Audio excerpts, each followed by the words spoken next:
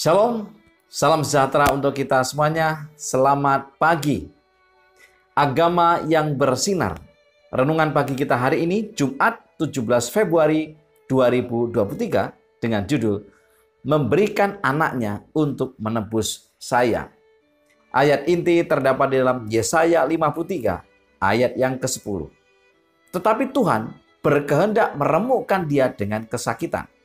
Apabila ia menyerahkan dirinya sebagai korban penebus salah, ia akan melihat keturunannya, umurnya akan lanjut, dan kehendak Tuhan akan terlaksana olehnya.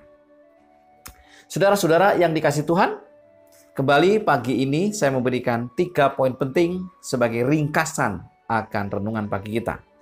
Poin yang pertama, sungguh besar kasih-Nya bagi dunia ini sehingga dijanjikannya memberikan anaknya yang tunggal. Rencana penebusan kita bukanlah suatu buah pikiran yang lahir belakangan. Suatu rencana yang dirumuskan sesudah Adam berdosa.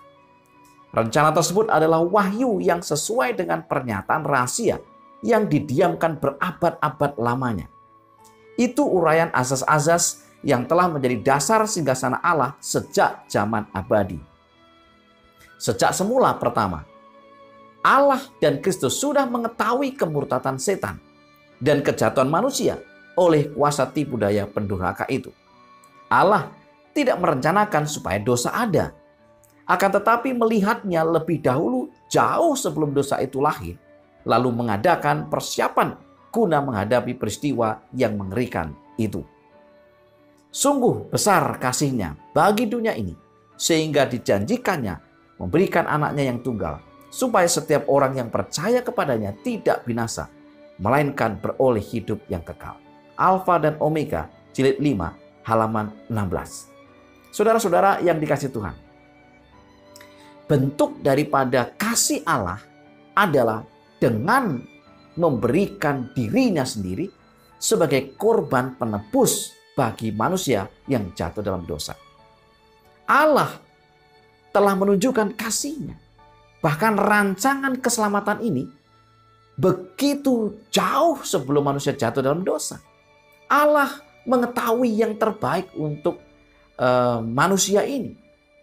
Ketika Adam dan Hawa jatuh dalam dosa, Allah mengetahui hal itu. Walaupun Allah tidak menginginkan manusia jatuh dalam dosa. Tetapi melihat situasi itu, Allah memberikan rencana terbaiknya yang telah dipersiapkan jauh-jauh hari, jauh sebelum manusia itu mengenal dosa, yaitu melalui penebusan kematian Yesus di kayu salib. Satu rencana yang sangat luar biasa, anaknya sendiri, yaitu Yesus Kristus, yang harus menjadi korban penebus dosa umat manusia. Poin yang kedua, satu-satunya rencana keselamatan adalah melalui pengorbanan Yesus Kristus di kayu salib. Ia yang tidak terbatas dalam hikmat, tidak merancang rencana lain bagi keselamatan kita kecuali pengorbanan anaknya. Imbalan pengorbanan ini adalah kesukaan yang memenuhi dunia ini dengan umat tebusan yang kudus, bahagia, dan baka. Saudara-saudara yang dikasihi Tuhan, tidak ada rencana lain untuk menebus manusia yang sudah jatuh ini selain kematian Yesus di kayu salib. Nah, itu sebabnya setan berusaha untuk menggagalkan kematian Yesus. Karena dengan kematian Yesus, setan akan kalah.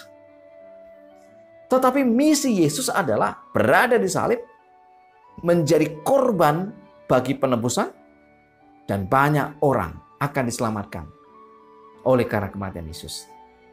Pertanyaannya adalah, apakah saya dan saudara menaruh kepercayaan saya dan saudara kepada Yesus yang sudah mau mati di kayu salib?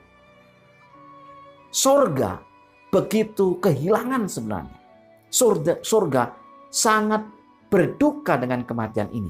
Tetapi kematian Yesus ini adalah jalan satu-satunya untuk manusia boleh diselamatkan.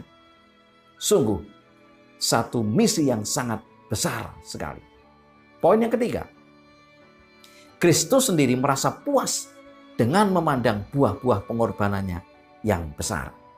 Alfa dan Omega jilid 8, halaman 687-688 mengatakan, akibat dari pertentangan juru selamat dengan kuasa-kuasa kegelapan adalah sukacita bagi umat tebusan yang akan menyumbang kepada kemuliaan Allah selama-lamanya.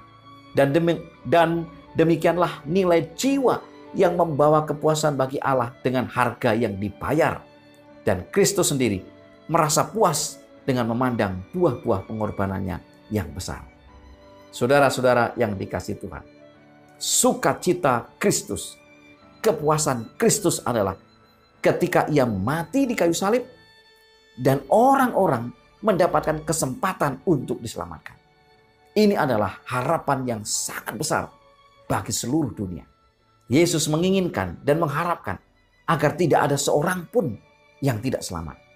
Tetapi seringkali kita memilih jalan yang berbeda. Kita tidak mempercayakan keselamatan itu kepada Yesus, melainkan kepada usaha kita, kepada diri kita sendiri.